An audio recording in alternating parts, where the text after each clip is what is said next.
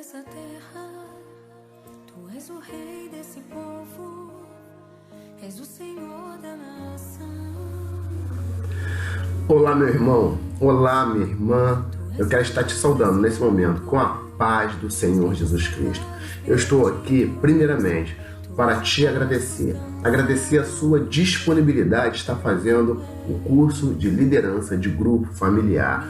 Querido, tenha certeza de uma coisa: você vai fazer parte de um grande mover que o Senhor está para fazer na nossa igreja. Por isso, amado, eu te digo que esse curso vai ser uma bênção para a minha vida como pastor, vai ser uma bênção para a sua vida como servo de Deus, vai ser uma bênção para a nossa igreja, vai ser uma bênção para o reino de Deus, para aquelas pessoas que ainda não se renderam aos pés do Senhor Jesus Cristo, mas daqui a pouco estarão na presença de Deus. Por isso, eu quero te incentivar a perseverar, não esmorecer. Eu quero te incentivar a você começar esse curso e concluir em nome de Jesus Cristo, para que o Senhor possa, a palavra de Deus diz, né? Aquele que começou a boa obra, ele é fiel para completá-la até o dia de Jesus. E em nome de Jesus, queridos, nós seremos vencedores nessa empreitada, nessa batalha, em nome de Jesus. Por isso, eu queria te dizer, seja bem-vindo, em nome de Jesus. Amém.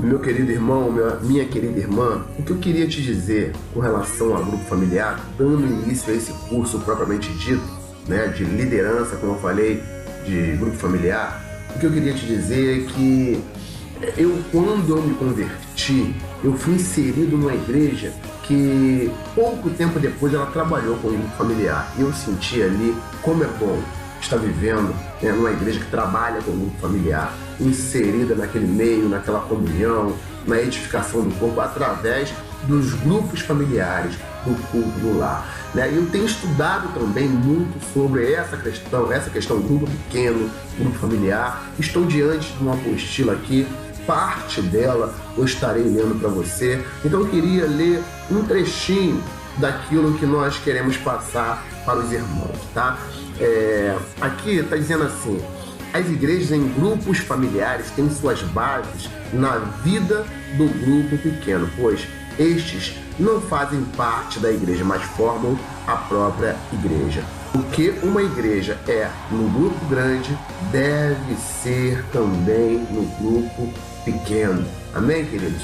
Em nome de Jesus Cristo, os irmãos que já têm tido a oportunidade de participar do grupo familiar, né, os irmãos podem perceber que aquilo que acontece lá no culto de celebração no domingo à noite é aquilo também que acontece de uma maneira sintetizada no grupo familiar. No grupo familiar nós temos oração, nós temos edificação, nós temos ali um compartilhar da palavra, temos comunhão, ou seja, muito daquilo que nós temos no culto de celebração no domingo à noite, temos também no grupo familiar. É interessante frisar, querido, você que vai liderar ou vai ajudar na liderança do grupo familiar, é importante você entender que a mesma visão que nós temos na igreja, nós temos que ter no grupo familiar. Exemplo, de repente você é de uma igreja que canta corinho de fogo, não é verdade? Aqueles corinhos bem batidos no pandeiro. Se você tem um grupo familiar, que você tem um repertório de música no grupo familiar que não tem nada a ver com a sua igreja, aquele visitante que vai estar ali no grupo familiar, vai se interessar em conhecer a sua igreja, quando chegar lá vai sentir uma grande diferença, vai sentir um grande contraste. Então nós não queremos isso. Nós queremos dizer que o mesmo repertório que nós temos que ter na igreja de domingo, na celebração dos vários grupos, nós queremos ter também ali na igreja sintetizada no grupo familiar. Então é muito importante nós entendermos isso. Está escrito também que a vida do corpo é sentida através do grupo familiar. Ó, o evangelismo é feito, a oração é feita, a edificação, o louvor e tudo aquilo que diz respeito à vida do corpo acontece no grupo familiar. Na verdade, a celebração de domingo é o encontro de todos os grupos familiares. Então, queridos, queríamos pedir para que você atentasse para isso. Você que vai daqui a pouco estar inserido no grupo familiar, principalmente na liderança do grupo familiar, você vai estar ali, vivendo naquele grupo pequeno. E aquele grupo pequeno, na verdade, vai ser uma extensão daquilo que vai acontecer no domingo. Amém, queridos? Em nome de Jesus, estaremos passando para a próxima fase, em nome de Jesus Cristo.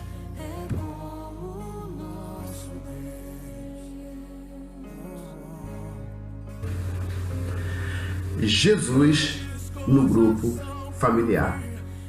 Qual é a participação de Jesus no grupo familiar? Eu queria te dizer, sem mais delongas, que Jesus ele deve ser o centro do grupo familiar. Sabe por quê, amados? Porque algumas vezes, quando nós chegamos no grupo familiar, o que acontece? Nós queremos satisfazer os nossos anseios, queremos pedir uma cura para as nossas enfermidades. Algumas vezes temos curiosidades doutrinárias e queremos saber um pouquinho mais de algumas coisas meio que complicadas que aparecem na palavra de Deus, ou queremos resolver os nossos problemas conjugais, mas não devemos focar, priorizar essas questões. Devemos priorizar Jesus. Por isso, querido, você que vai ser líder de grupo familiar, é bem verdade que você possa administrar isso. Volta e meia, as coisas vão começar a querer sair do eixo, sair do foco, mas você vai ser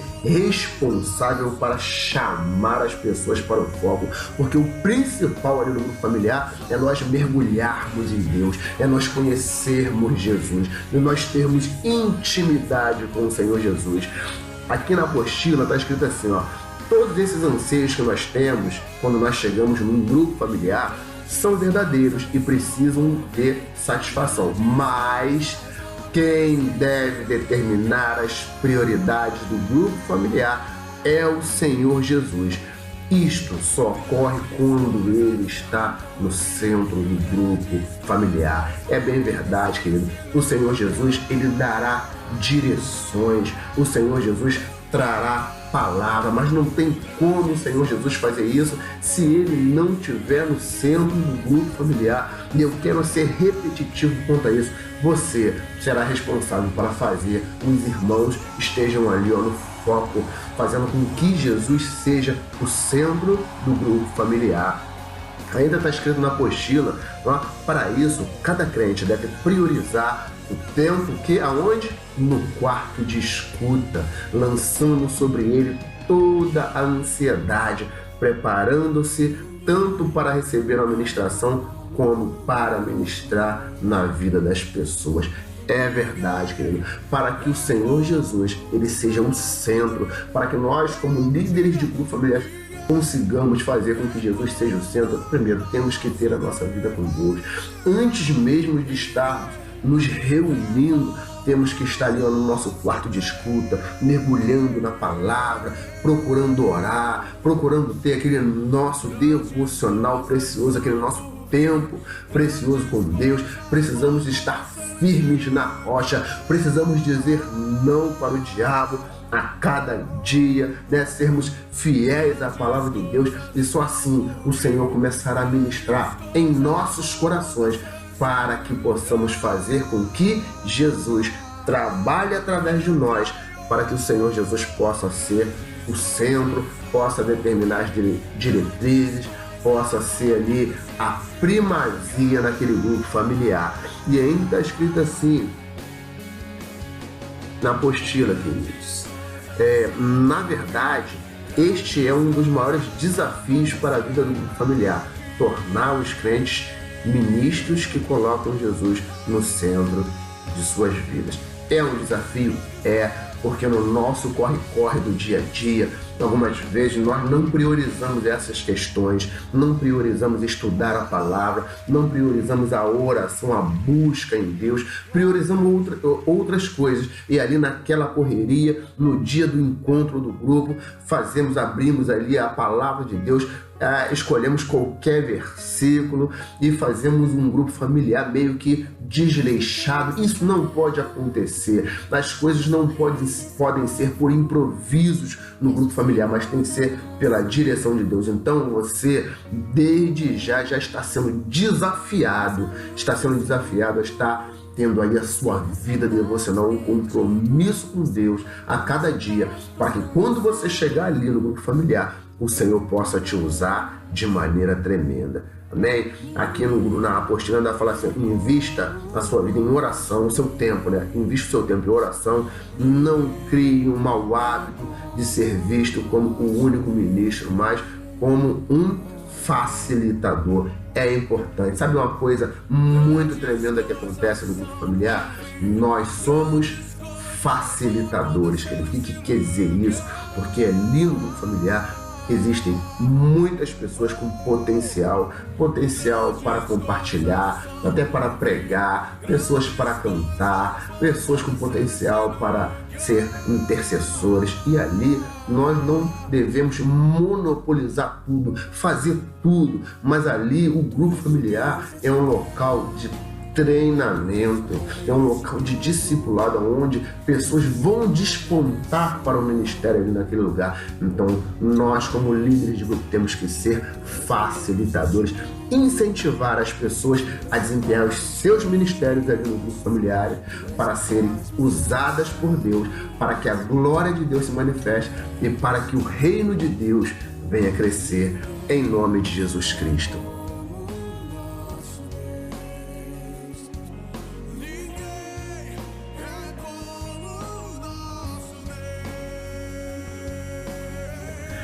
Base bíblica para o grupo familiar. Queridos, quando nós olhamos para a palavra de Deus, nós observamos Jesus pregando para uma multidão. Havia uma multidão de pessoas que iam atrás de Jesus, querendo multiplicação de pão e peixe, querendo cura, mas nós observamos ali que Jesus tinha um grupo pequeno ao qual ensinava, orava. Muitas vezes o Senhor Jesus pegava esse grupo, levava para um lar, para estar ministrando, para estar discipulando. Então, nós podemos dizer que Jesus Cristo, ele tinha um grupo familiar, né? E o que acontecia nesse grupo familiar? Temos aqui, acontecia ensinamento, está ali em Marcos 9:31, acontecia oração, está ali em Lucas 9:28, acontecia demonstrações de poder, Mateus 4:24 e Marcos 1:34, ali acontecia louvor, Mateus 26:30, acontecia vida em comum, comunhão, ali em João 2:2, acontecia o evangelismo ali naquele grupo, Mateus 10:5, ou seja, tudo aquilo que um cristão, um servo de Deus precisava para ser edificado, para crescer em Deus, acontecia ali naquele grupo. Exemplo da igreja do Novo Testamento. Eu quero ler esse pedacinho para você aqui. A igreja de Jesus, após a sua subida aos céus, continuou com suas reuniões caseiras. Um judeu sabia das facilidades promovidas por um local específico de reuniões, pois eles desfrutavam do templo. No entanto, a igreja do Novo Testamento nunca construiu um prédio. O primeiro prédio construído por esse propósito, ou para esse propósito pela igreja, data do final do século II. As igrejas só começaram a utilizar templos para reuniões depois do século III, com as reformas implantadas por Constantino. Nós vamos frisar essa questão que é importante mais tarde, mas a igreja só começou a utilizar reuniões de grandes templos para culto depois da reforma implantada por Constantino, tá? Então, queridos, no Novo Testamento existe uma infinidade de textos que falam sobre reuniões de grupos familiares e que nós vamos estar passando para os irmãos. Vai ter uma apostila, essa apostila que eu estou lendo aqui é a mesma apostila que os irmãos terão em mãos, tá bom? Então ali estarão os textos, as referências, tá, querido? Fique tranquilo, em nome de Jesus. Meu irmão ou minha irmã, eu queria te dizer algo importantíssimo. O grupo familiar, ele é tão importante quanto a igreja, a celebração. Nós começaremos a trabalhar de uma maneira em que muitas coisas que acontecerão a nível de discipulado, de crescimento, de formação de obreiro, acontecerá no ambiente do grupo familiar. Então nós queremos já, querido, te incentivar, fazer com que você entenda que o grupo familiar ele não pode ser negligenciado. Eu queria dizer que é da nossa vontade, está no nosso coração, de todos os irmãos da igreja estarem frequentando um grupo familiar e estarem participando do discipulado. Não é só a igreja no domingo que vai ser para os irmãos da igreja um momento santo, não, mas o grupo familiar também será um momento importantíssimo, querido.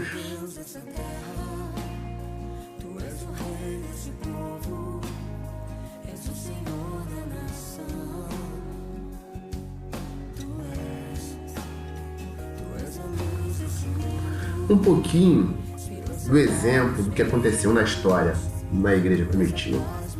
No ano 312 depois de Cristo, o imperador Constantino se converteu. Oh glória, aleluia, é a nossa libertação. Foi isso que os irmãos daquela época pensaram. Só que aquilo ali foi uma estratégia de Satanás para esfriar a igreja. Sabe por quê? Porque naquele período, um pouquinho antes, ainda que fosse debaixo de perseguição, os irmãos viviam em comunhão, a igreja crescia, eles continuavam vivendo ali nos lares, cada lar era uma igreja e Deus operava de maneira tremenda. Quando as pessoas olhavam para aquelas pessoas, viam um montão de Jesus Cristo, ou seja, vários Jesus Cristos. Eles ficavam assim meio que transtornados, porque matamos um, ou seja, surgiram vários Jesus, ou seja, a igreja, assim, eles foram chamados de cristãos por causa disso, porque eles se pareciam com Cristo. E aí, Constantino, no ano 312, se converteu. Ou seja, Constantino, ele teve uma influência decisiva no que diz respeito à estrutura moderna da igreja. Por quê? Porque foi ele que estruturou. Depois que ele se converteu, era o imperador, praticamente todas as pessoas foram obrigadas a se tornarem cristãs, Sendo cristãos verdadeiros ou não, foram obrigadas. Foi formalizado o culto e foi formalizado o sacerdócio. Isso significa, querido, que agora não era qualquer um que poderia ser um pastor, agora teria que passar pela escola do imperador. O culto teria que ser no molde do imperador. Antes não, antes os irmãos ali buscavam a Deus, os irmãos eram discipulados, os irmãos começavam a crescer na fé, e os próprios pastores procuravam verificar quem é que tinha chamado para o ministério pastoral, e ali ungir, levantava e era testificado pela igreja. Agora não, agora quem fazia isso era o imperador. E como seria o culto? Agora teria uma liturgia, e isso, sabe o que acabou acontecendo? Esfriou a igreja, A igreja começou a ficar cada vez mais fria, o mover de Deus parou de acontecer, a comunhão parou de acontecer. Inclusive existiam pessoas que ainda, apesar de começar a existir lugares prontos para que os irmãos frequentassem, alguns irmãos continuavam vivendo em grupos familiares, e esses irmãos começaram a ser perseguidos porque era proibido por lei. ou seja, só quem poderia ministrar eram sacerdotes, agora levantados pelo Império Romano. Os cultos só poderiam acontecer da maneira estipulada pelo Império Romano. Então, a coisa começou a ruir. Aquilo que o Senhor estava fazendo no meio da igreja começou a afundar. A igreja começou a afundar. Porém, existiam irmãos que queriam continuar naquele mover, queriam continuar buscando a presença de Deus em pequenos grupos, nos lares, no grupo familiar. E o tempo foi passando, as coisas foram acontecendo, a perseguição acabou continuando agora com os irmãos que se reuniam nos lares. Eu queria ler um trechinho a mais dessa apostila que daqui a pouco você vai ter em mãos. Aqui fala assim: em 1640, Jean de Labadie, parece ser um nome francês, um ex-jesuíta, tornou-se pastor na região francesa de Amiens. É por aí. Seu único objetivo era a comunhão dos fiéis em pequenas irmandades. No entanto, esta atividade ameaçava a paz do Estado, de modo que teve que fugir para Genebra. Seu primeiro livro falava sobre os conventículos, que eram pequenas comunidades de crentes convertidos, ou seja, pequenos grupos, grupos familiares.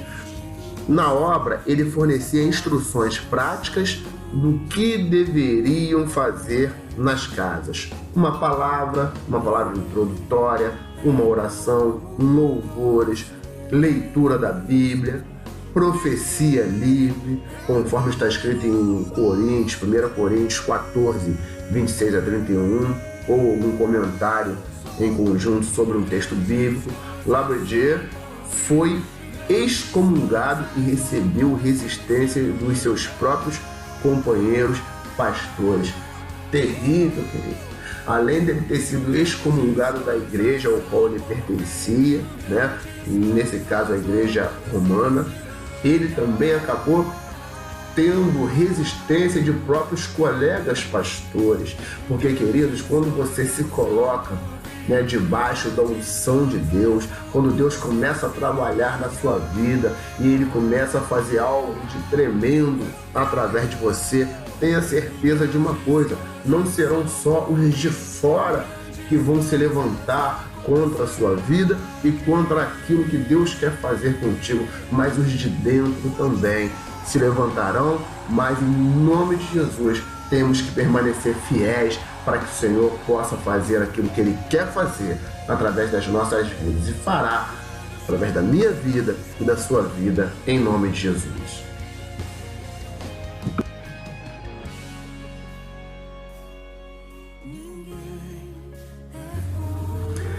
Deixa eu ler um trechinho aqui para você. A edificação no grupo familiar ocorre mediante as seguintes observações. Primeiro, compreensão. Os irmãos compreendem seu papel de ministro e sua importância.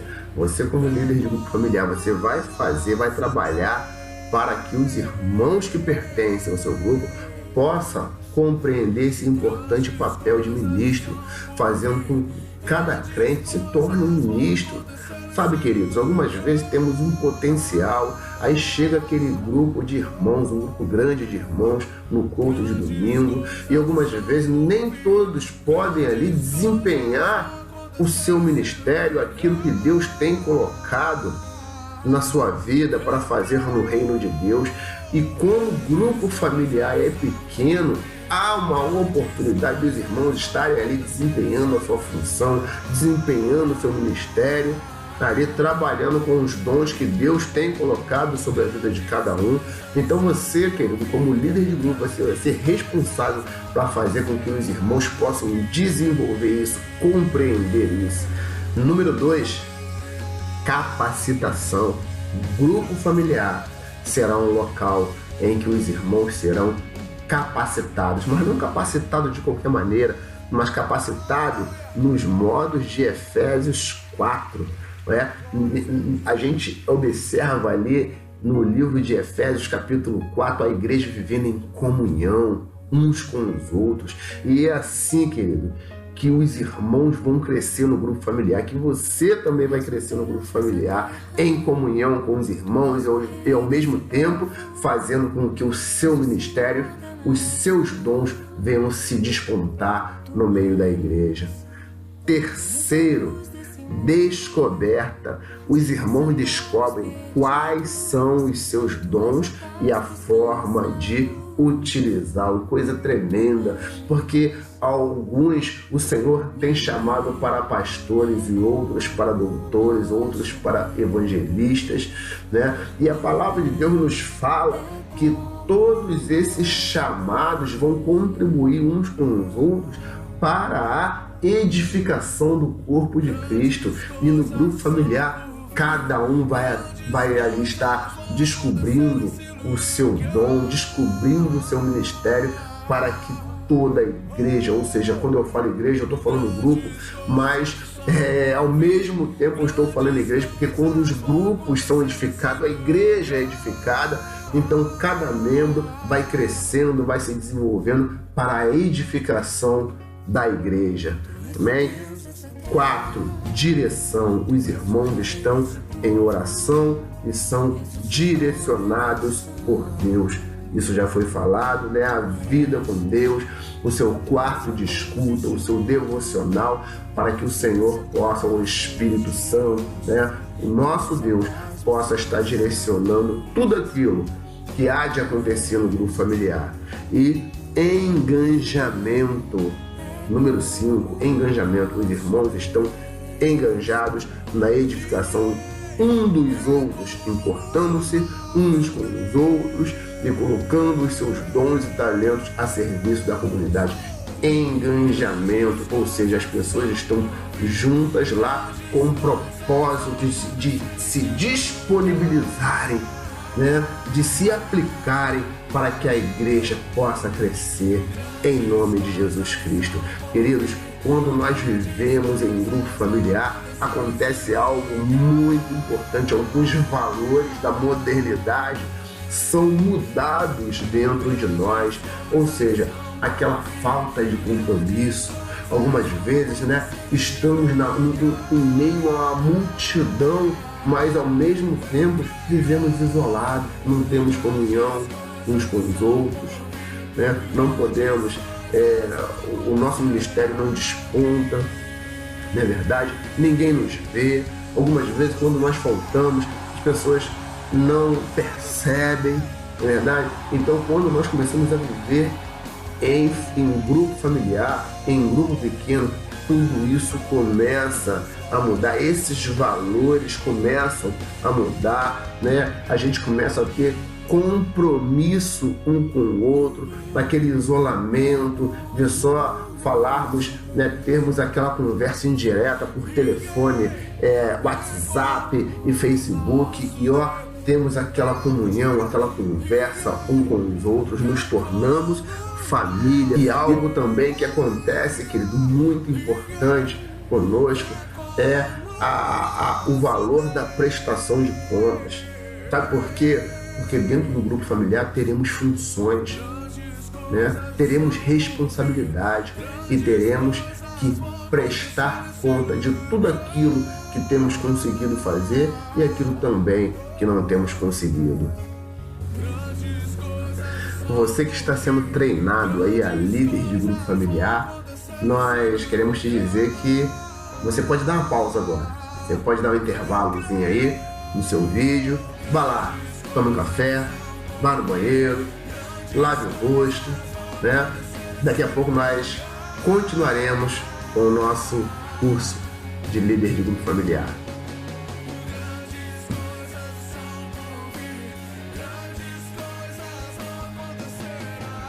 Ok, meu irmão, ok, minha irmã, estamos de volta para darmos continuidade ao curso de liderança de grupo familiar. Querido, uma vez que o grupo familiar ele foi formado ali, iniciado no seu lar ou em qualquer outro lar que você possa ser responsável por ele, tenha certeza que esse grupo ele passará por 5 etapas importantes. A primeira etapa, lua de mel, é o começo onde as coisas começam a acontecer, as descobertas, você tem ali um grupo e as pessoas se amam e tudo começa a ser uma bênção e você começa a pensar ali que o Senhor está te usando de uma maneira tremenda e realmente estará te usando de uma maneira tremenda. Porém, o grupo ele não vai ficar só nessa fase, aí ele vai passar para a segunda fase. Qual é a segunda fase? É a etapa dos conflitos ou da transição. Por quê? Depois que as pessoas começam a se conhecer, começam a ter comunhão, elas começam a conhecer os defeitos da outra. Algumas vezes uma é um pouquinho mais irresponsável que a outra, não tem tanto compromisso assim, a questão da prestação de conta, a assiduidade e outras manias mais que algumas vezes atrapalham no relacionamento.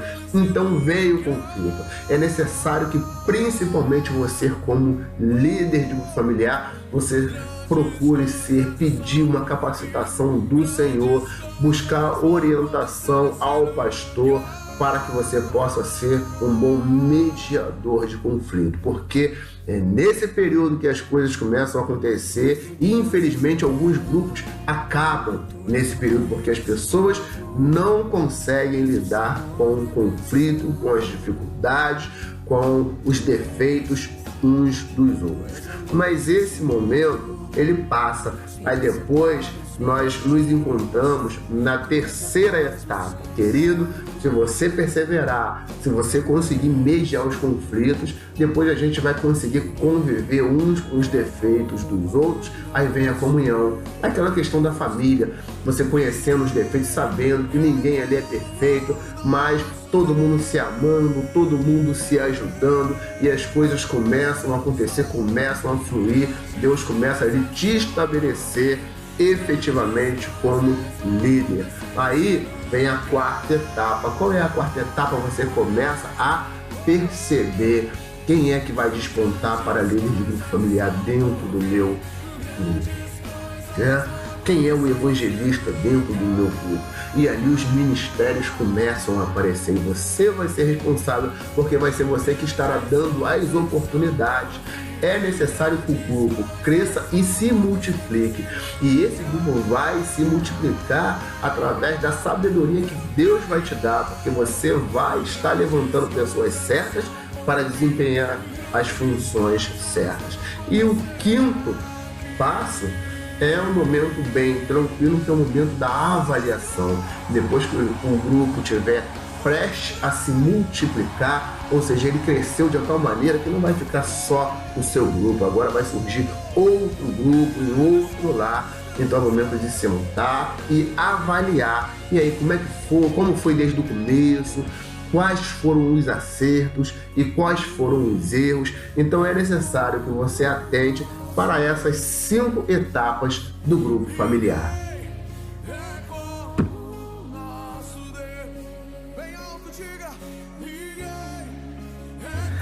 Vamos lá, falamos nas 5 etapas que passam os grupos familiares. Agora queremos falar nos 5 sistemas do grupo familiar. Parecido?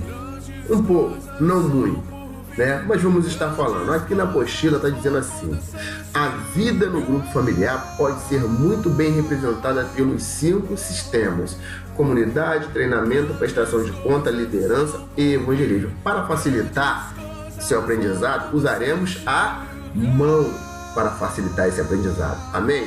Então vamos usar a nossa mão aqui, os 5 sistemas. Ó, o polegar representa a comunidade. Isso significa que o polegar, ó, todos aqui, ó, trabalhando em prol de um. Então tá falando a comunidade, a comunhão. Você, líder de grupo familiar, vai ter que promover isso, a comunhão. Comece a pedir direção ao Senhor para que você possa promover comunhão. Chegue para o seu líder. No caso, eu me encontro como pastor da igreja, tenho trabalhado como grupo familiar. Converse comigo para que nós possamos traçar estratégias para que o grupo possa ter uma boa comunhão. né? Além do polegar, temos aqui o dedo mínimo. O dedo mínimo representa o quê? Representa treinamento, significa o menor de todos. Está chegando agora, novo convertido precisa ser treinado. Você, querido líder de grupo familiar, vai estar procurando uma pessoa para discipulá-lo.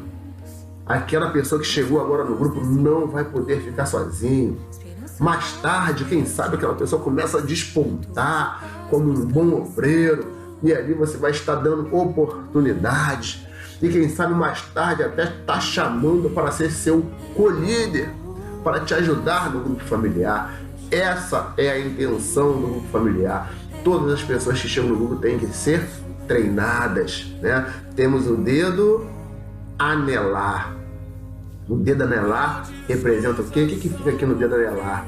Né? Me perdoe, minha esposa, hoje eu estou sem... Não, eu estou mostrando aqui a mão direita, mas mesmo assim na mão esquerda, hoje, infelizmente, eu estou sem a minha aliança, me machucou um pouquinho, mas daqui a pouco eu estarei retornando com ela para o seu devido lugar. Mas o dedo anelar, querido, representa o quê? Representa aliança, representa compromisso, isso significa prestação de conta. Sabe por quê, amado? Você, como líder de grupo familiar, você vai ter que prestar conta ao pastor. O que eu tenho feito? Quantas pessoas têm estado no grupo? Quantas pessoas têm se convertido ao Senhor? Quantas pessoas estão fracas? Você tem que prestar conta e você vai ter que passar isso para as pessoas. Toda função, você vai estar delegando funções, toda função cobra isso, não como uma coisa meio que ditatória, né? Mas cobre, porque as pessoas tendem a começar desde o iniciozinho, tem uma noção, um compromisso com a prestação de conta, né? Dedo anelar. Aí vem o dedo médio. O dedo médio é o maior de tudo. Isso significa o quê? Liderança. Está escrito aqui, ó, dedo médio representa a liderança, representa as pessoas mais maduras do grupo familiar.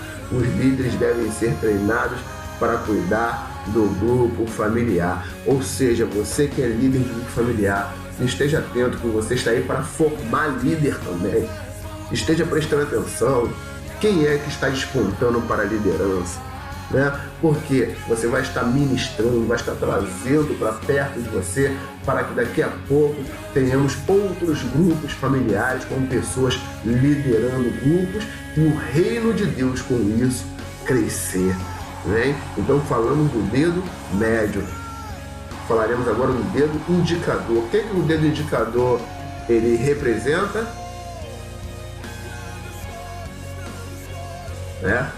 Caguete? É o irmão um entregando o outro? Não é bem isso não, querido, mas representa evangelismo. O grupo familiar tem que evangelizar, o grupo familiar tem que chamar pessoas para o grupo, para que o grupo possa crescer, o grupo familiar tem que chamar parentes, amigos, né? Temos que ganhar almas para Jesus, para que o reino de Deus ele venha encher, para que a nossa igreja venha crescer. Então esteja atento para essa questão do evangelismo, que é algo de extrema importância para o grupo familiar, para a igreja e para o reino de Deus. Amém? Gravamos? Polegar, comunidade, comunhão. Dedo mínimo, treinamento. Dedo anelar, compromisso, prestação de conta. Dedo médio, liderança, né? A importância de formarmos líderes. Indicador, evangelismo. Amém?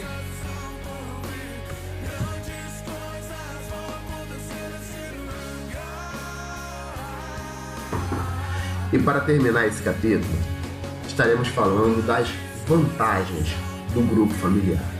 A primeira vantagem: o grupo familiar é flexível. O grupo familiar ele não tem um método, não tem um estilo, uma rotina. Ali dentro do grupo familiar é muito bom que o Senhor Jesus vai dando direção e dependendo da circunstância, do que esteja acontecendo ali, você como líder de grupo familiar, você pode está ali flexibilizando, né? O que vai acontecer hoje? Nós vamos cantar louvor primeiro, de repente o irmão está passando por uma necessidade terrível, estaremos orando por essa necessidade do irmão, né? Ou seja, é bem flexível e é bom isso no grupo familiar, essa flexibilidade. Outra coisa, o grupo familiar é móvel. De repente você está num lugar ali e aí aconteceu um terremoto, o lar está condenado pela prefeitura, não tem problema, na semana que vem estaremos em outro lar, não necessariamente o grupo vai acabar, ou o inimigo se levantou, o dono da casa não quer mais que faça o culto ali, não tem problema, o culto vai continuar, o grupo vai continuar em outro lugar, né? Terceira coisa, o grupo é inclusivo. Tenha aí o cuidado com relação a isso. Algumas vezes nós estamos naquela nossa zona de conforto, estamos com aqueles irmãos chegados e temos dificuldade de receber outras pessoas. Não, amados, temos que ter essa habilidade para receber facilidade para receber, que tenhamos orientações do Espírito Santo de Deus para conseguirmos receber pessoas, para que essas pessoas possam fazer parte da nossa família, em nome de Jesus Cristo. 4, o grupo familiar é pessoal, não tem aquela impessoalidade, cada um por si, cada um resolvendo o seu problema, não, o problema de um é problema de todos, então temos aquela comunhão, aquela facilidade de estarmos juntos resolvendo os nossos problemas, e quando temos vitórias juntos, nos alegrando com nossas vitórias, então é muito bom porque é pessoal, né? Ele pode crescer ao se dividir. Que bênção isso, né? Divisão geralmente tem uma conotação de derrota, de tragédia, de briga, mas quando um grupo familiar ele se divide, não é nem dividir em si, é se multiplicar, porque ele vai chegar um certo nível, um certo número de pessoas que não mais vai comportar. O grupo vai perder a sua eficácia. As pessoas não vão conseguir compartilhar mais como estavam compartilhando por causa da quantidade de pessoas. Aí, o que vai acontecer? O grupo vai se multiplicar. Aí, um grupo vai se reunir em um lar e o outro grupo estará se reunindo em outro lar, e terão outros líderes, outras pessoas chegando, e será uma bênção completa em nome de Jesus Cristo. O grupo, também, número 6, ele pode se tornar um meio eficiente de evangelismo. Já falamos sobre isso, evangelismo. O grupo familiar ele é feito para evangelizar, para ganhar almas. O grupo familiar ele é feito para duas coisas principais: para edificar as nossas vidas e para ganhar almas para Jesus. Pessoas que jamais iriam em uma igreja de início, mas vai lá no nosso lar receber uma oração. Então, querido, é necessário que nós tenhamos esse compromisso, nós sejamos evangelistas. Todos os irmãos do grupo são evangelistas, todos têm essa responsabilidade de chamar os seus familiares, os seus amigos para o crescimento do reino de Deus, não é? Temos mais um ponto aqui, ele requer um mínimo de liderança profissional. O que é isso, querido? Um mínimo, não liderança profissional, temos que fazer uma faculdade, não, mas tem que haver um treinamento. Isso que está acontecendo aqui conosco é um treinamento, né? Nós daqui a pouco estaremos nos reunindo de uma maneira presencial, que também será um treinamento, será exigido algumas coisas dos irmãos. É um treinamento, né? Esse treinamento é bom que pode ser feito não só no ambiente do familiar, mas na própria igreja, né? Então temos condições de fazer esse treinamento e exige para que a pessoa esteja ali na liderança de grupo familiar, né? E por último, o grupo familiar é adaptável à igreja institucional. As pessoas têm medo. Mas agora a igreja está trabalhando em grupo familiar e a igreja, a nossa estrutura vai terminar? Não, a nossa estrutura a gente não vai jogar fora, não. Vai continuar, os ministérios vão continuar, os cultos vão continuar, todos os trabalhos vão continuar, mas nós teremos também para nos fortalecer e para ganharmos almas esse trabalho de grupo familiar em nome de Jesus Cristo. Pois bem, meu irmão, minha irmã, muito obrigado pela sua atenção nesse primeiro capítulo. Tenha certeza que continuaremos juntos. Existem outros capítulos ainda para serem estudados, de igual importância a esse que nós falamos. E em nome de Jesus Cristo, como foi falado no início, persevere, continue, fique até o final, porque eu creio que Deus há de fazer grandes coisas através da sua vida, da nossa igreja e desse trabalho, em nome de Jesus. Lembrando que Cristo em mim, Cristo em você, Cristo em nós é a esperança da glória. Graça e paz. Grandes coisas são por vir, grandes coisas vão acontecer nesse lugar.